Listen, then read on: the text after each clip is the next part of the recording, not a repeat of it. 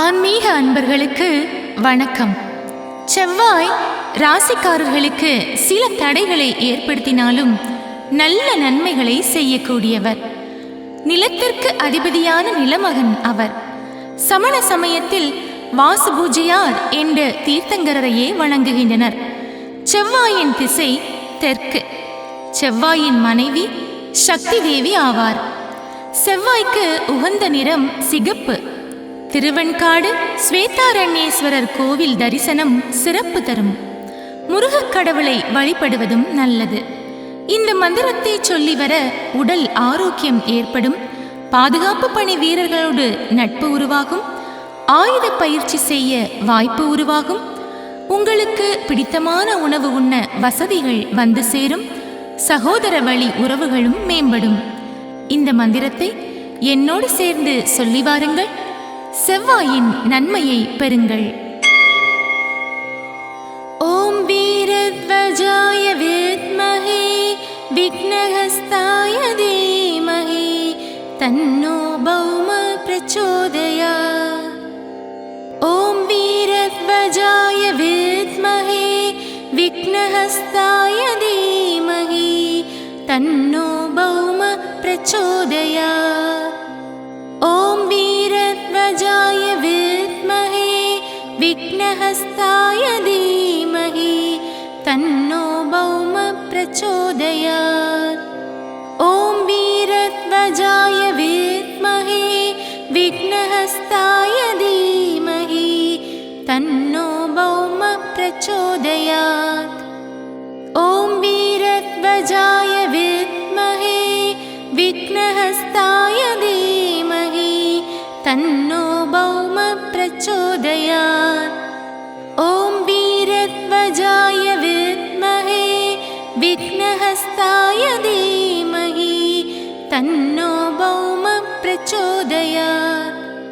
ஓம் வீரத்வஜாய வித்மஹே விக்னஹஸ்தாய தீமஹி தன்னோ பௌம பிரச்சோதயாத்.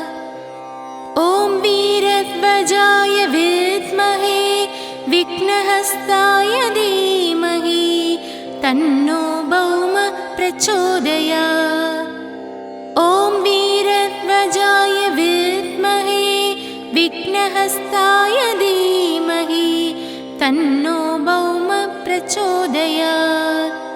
ஓம் வீரத்வஜாய வித்மஹே விக்னஹஸ்தாய தீமஹி தன்னோ பௌம பிரச்சோதயாத். ஓம் வீரத்வஜாய வித்மஹே விக்னஹஸ்தாய தீமஹி தன்னோ பௌம பிரச்சோதயாத். ஓம் வீரத்வஜாய வித்மஹே விக்னஹஸ்தாய தீமஹி தன்னோ பௌம பிரச்சோதயாத். ஓம் வீரத்வஜாய வித்மஹே விக்னஹஸ்தாய தீமஹி தன்னோ பௌம பிரச்சோதயாத். ஓம் வீரத்வஜாய வித்மஹே விக்னஹஸ்தாய தீமஹி தன்னோ பௌம பிரச்சோதயாத். ஓம் வீரத்வஜாய வித்மஹே விக்னஹஸ்தாய தீமஹி தன்னோ பௌம பிரச்சோதயாத். ஓம் வீரத்வஜாய வித்மஹே விக்னஹஸ்தாய தீமஹி தன்னோ பௌம பிரச்சோதயாத். ஓம் வீரத்வஜாய வித்மஹே விக்னஹஸ்தாய தீமஹி தன்னோ பௌம பிரச்சோதயாத். ஓம் வீரத்வஜாய வித்மஹே விக்னஹஸ்தாய தீமஹி தன்னோ பௌம பிரச்சோதயாத். ஓம் வீரத்வஜாய வித்மஹே விக்னஹஸ்தாய தீமஹி தன்னோ பௌம பிரச்சோதயாத். ஓம் வீரத்வஜாய வித்மஹே விக்னஹஸ்தாய தீமஹி तन्नो भौम प्रचोदयात्। ॐ वीरध्वजाय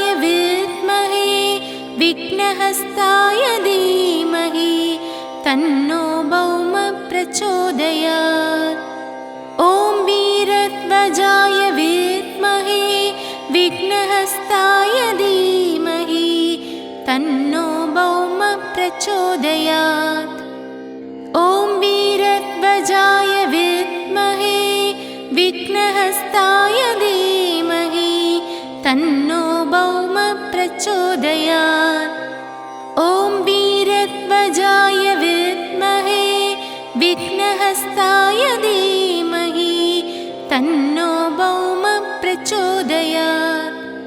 ॐ वीरध्वजाय विद्महे विघ्नहस्ताय धीमहि तन्नो भौम प्रचोदयात्। ॐ वीरध्वजाय विद्महे विघ्नहस्ताय धीमहि तन्नो भौम प्रचोदयात्। ॐ वीरध्वजाय विद्महे विघ्नहस्ताय धीमहि तन्नो भौम प्रचोदयात्। ॐ वीरध्वजाय विद्महे विघ्नहस्ताय धीमहि तन्नो भौम प्रचोदयात्। ॐ वीरध्वजाय विद्महे विघ्नहस्ताय धीमहि तन्नो भौम प्रचोदयात्। ॐ वीरध्वजाय विद्महे विघ्नहस्ताय धीमहि तन्नो भौम प्रचोदयात्। ॐ वीरध्वजाय विद्महे विघ्नहस्ताय धीमहि तन्नो भौम प्रचोदयात्। ॐ वीरध्वजाय विद्महे विघ्नहस्ताय धीमहि तन्नो भौम प्रचोदयात्।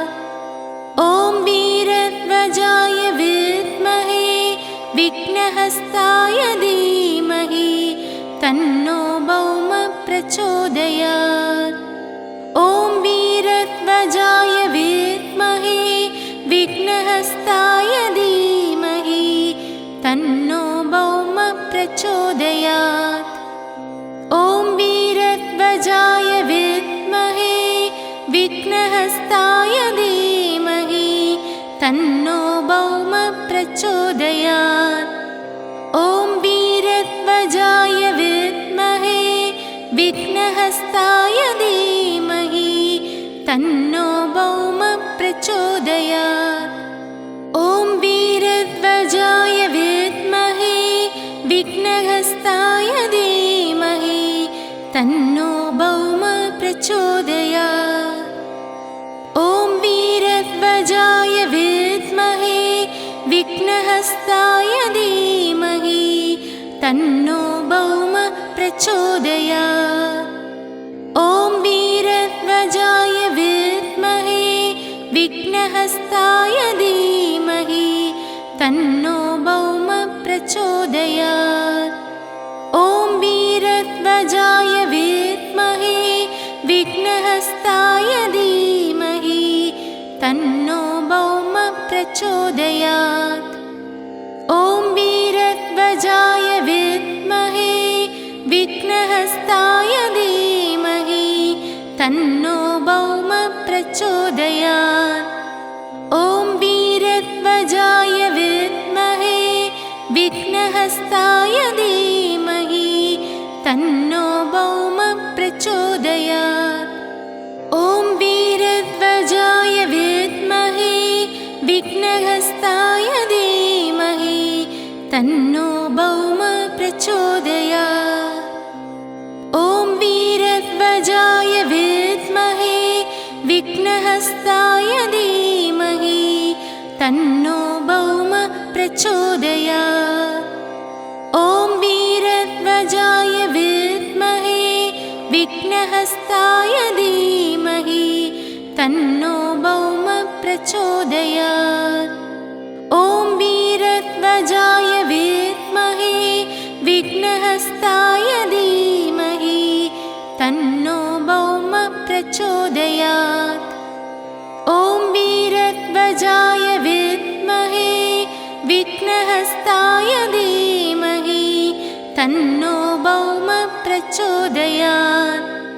ॐ वीरध्वजाय विद्महे विघ्नहस्ताय धीमहि तन्नो भौम प्रचोदयात्।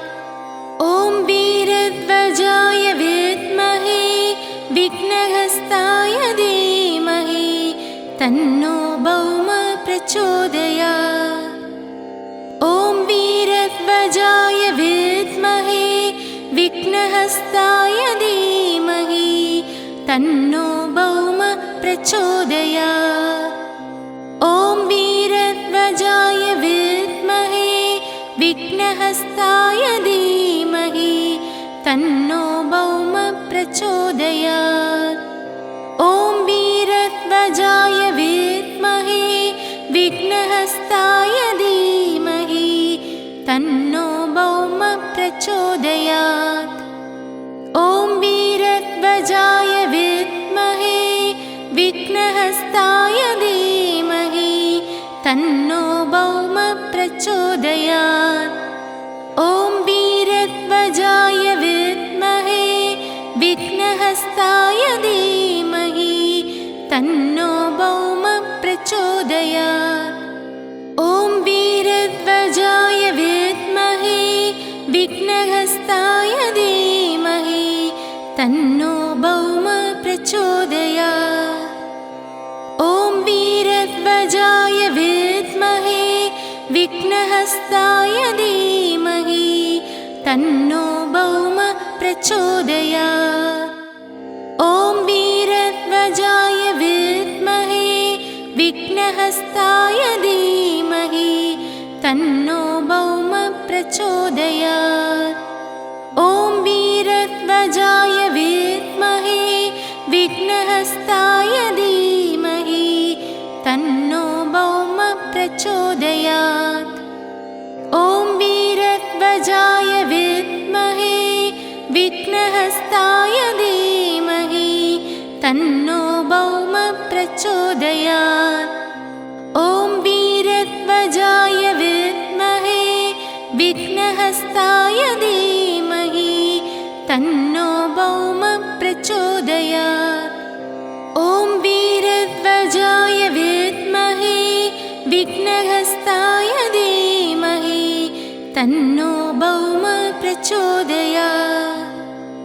ॐ वीरध्वजाय विद्महे विघ्नहस्ताय धीमहि तन्नो भौम प्रचोदयात्। ॐ वीरध्वजाय विद्महे विघ्नहस्ताय धीमहि तन्नो भौम प्रचोदयात्।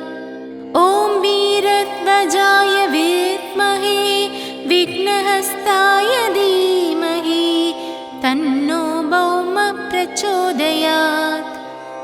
ॐ वीरध्वजाय विद्महे विघ्नहस्ताय धीमहि तन्नो भौम प्रचोदयात्।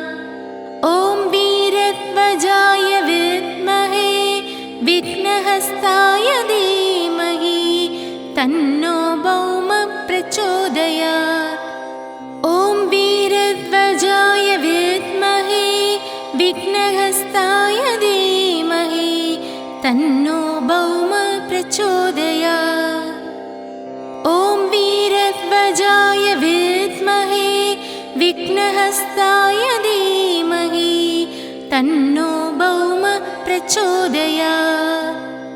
ॐ वीरध्वजाय विद्महे विघ्नहस्ताय धीमहि तन्नो भौम प्रचोदयात्।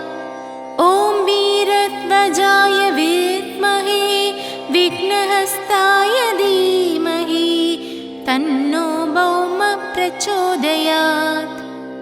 ॐ वीरध्वजाय विद्महे विघ्नहस्ताय धीमहि तन्नो भौम प्रचोदयात्। ॐ वीरध्वजाय विद्महे विघ्नहस्ताय धीमहि तन्नो भौम प्रचोदयात्। ॐ वीरध्वजाय विद्महे विघ्नहस्ताय धीमहि तन्नो भौम प्रचोदयात्। ॐ वीरध्वजाय विद्महे विघ्नहस्ताय धीमहि तन्नो भौम प्रचोदयात्। ॐ वीरध्वजाय विद्महे विघ्नहस्ताय धीमहि तन्नो भौम प्रचोदयात्।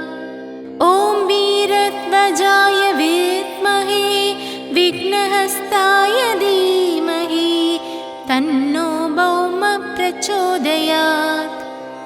ॐ वीरध्वजाय विद्महे विघ्नहस्ताय धीमहि तन्नो भौम प्रचोदयात्। ॐ वीरध्वजाय विद्महे विघ्नहस्ताय धीमहि तन्नो भौम प्रचोदयात्। ॐ वीरध्वजाय विद्महे विघ्नहस्ताय धीमहि तन्नो भौम प्रचोदयात्। ॐ वीरध्वजाय विद्महे विघ्नहस्ताय धीमहि तन्नो भौम प्रचोदयात्। ॐ वीरध्वजाय विद्महे विघ्नहस्ताय धीमहि तन्नो भौम प्रचोदयात्। ॐ वीरध्वजाय विद्महे विघ्नहस्ताय धीमहि तन्नो भौम प्रचोदयात्। ॐ वीरध्वजाय विद्महे विघ्नहस्ताय धीमहि तन्नो भौम प्रचोदयात्। ॐ वीरध्वजाय विद्महे विघ्नहस्ताय धीमहि तन्नो भौम प्रचोदयात्। ॐ वीरध्वजाय विद्महे विघ्नहस्ताय धीमहि तन्नो भौम प्रचोदयात्। ॐ वीरध्वजाय विद्महे विघ्नहस्ताय धीमहि तन्नो भौम प्रचोदयात्। ॐ वीरध्वजाय विद्महे विघ्नहस्ताय धीमहि तन्नो भौम प्रचोदयात्। ॐ वीरध्वजाय विद्महे विघ्नहस्ताय धीमहि तन्नो भौम प्रचोदयात्। ॐ वीरध्वजाय विद्महे विघ्नहस्ताय धीमहि तन्नो भौम प्रचोदयात्। ॐ वीरध्वजाय विद्महे विघ्नहस्ताय धीमहि तन्नो भौम प्रचोदयात्। ॐ वीरध्वजाय विद्महे विघ्नहस्ताय धीमहि तन्नो भौम प्रचोदयात्। ॐ वीरध्वजाय विद्महे विघ्नहस्ताय धीमहि तन्नो भौम प्रचोदयात्। ॐ वीरध्वजाय विद्महे विघ्नहस्ताय धीमहि तन्नो भौम प्रचोदयात्। ॐ वीरध्वजाय विद्महे विघ्नहस्ताय धीमहि तन्नो भौम प्रचोदयात्। ॐ वीरध्वजाय विद्महे विघ्नहस्ताय धीमहि तन्नो भौम प्रचोदयात्। ॐ वीरध्वजाय विद्महे विघ्नहस्ताय धीमहि तन्नो भौम प्रचोदयात्। ॐ वीरध्वजाय विद्महे विघ्नहस्ताय धीमहि तन्नो भौम प्रचोदयात्। ॐ वीरध्वजाय विद्महे विघ्नहस्ताय धीमहि तन्नो भौम प्रचोदयात्। विघ्नहस्ताय धीमहि तन्नो भौम प्रचोदयात्। ॐ वीरध्वजाय विद्महे विघ्नहस्ताय धीमहि तन्नो भौम प्रचोदयात्। ॐ वीरध्वजाय विद्महे विघ्नहस्ताय धीमहि तन्नो भौम प्रचोदयात्। ॐ वीरध्वजाय विद्महे विघ्नहस्ताय धीमहि तन्नो भौम प्रचोदयात्। ॐ वीरध्वजाय विद्महे विघ्नहस्ताय धीमहि तन्नो भौम प्रचोदयात्। ॐ वीरध्वजाय विद्महे विघ्नहस्ताय धीमहि तन्नो भौम प्रचोदयात्। ॐ वीरध्वजाय विद्महे विघ्नहस्ताय धीमहि तन्नो भौम प्रचोदयात्। ॐ वीरध्वजाय विद्महे विघ्नहस्ताय धीमहि तन्नो भौम प्रचोदयात्। ॐ वीरध्वजाय विद्महे विघ्नहस्ताय धीमहि तन्नो भौम प्रचोदयात्। ॐ वीरध्वजाय विद्महे विघ्नहस्ताय धीमहि तन्नो